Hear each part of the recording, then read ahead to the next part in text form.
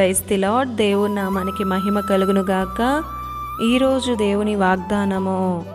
పూర్వకాలమందు నానా సమయములలోనూ నానా విధములుగాను ప్రవక్తల ద్వారా మన పితరులతో మాట్లాడిన దేవుడు. హెబ్రీలు రాసిన పత్రిక 1వ అధ్యాయం 1వ వచనము. ఈ ఉదయకాలంలో దేవుడు మనతోనే మాట్లాడుతున్నాడు. పూర్వకాలమందు నానా సమయములలో నానా విధములుగా మాట్లాడిన దేవుడు. ఆయన ఈ లోకమునకు వెలుగై ఉన్నారు. సమస్తమును చూచుచున్న దేవుడై ఉన్నాడు. ఈ భూమి మీద నడచిన వాడుగా ఉన్నాడు. ఆయన మనతో కలల ద్వారా, దర్శనాల ద్వారా, దేవదూతల ద్వారా, ఇంకనూ తన ప్రవక్తల ద్వారా నేరుగా మాట్లాడేవాడై ఉన్నాడు. యోసేపుకు కలల ద్వారా నమ్మకలవాడు. దానియేలుకు మాట్లాడిన దేవుడు.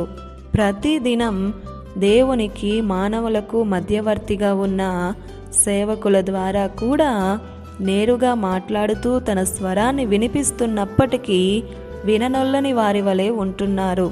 మండుచున్న పొదలో మోషేతో, దూత వచ్చి మరియతోనూ మాట్లాడింది.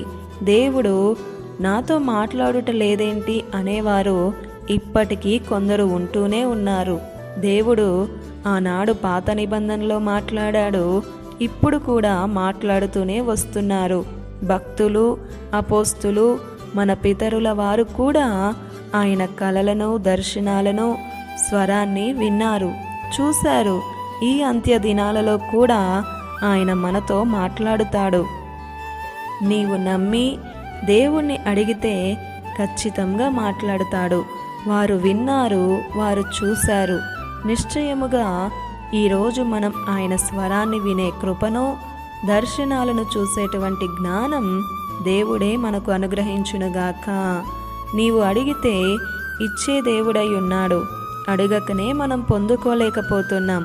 శరీర సంబంధమైన అవసరాలను అడిగితే తీర్చగలిగిన దేవుడు ఆత్మీయతకు అవసరమైనవి అడిగితే ఖచ్చితంగా అనుగ్రహిస్తాడు. నీతో చివరి క్షణంలో కూడా మాట్లాడి నీకు ధైర్యాన్ని ఇవ్వగల సమర్థుడు ఆయన. విశ్వసించు, అట్టి కృపావరమును ఆయన మనందరికీ అనుగ్రహించునుగాక. ఆమేన్. ఈ దిన వాగ్దానం మనందరి జీవితాలలో నెరవేరాలని కోరుతూ దేవుని సువార్త పరిచర్యలో మీ సహోదరి Prasanna. God bless you. Amen.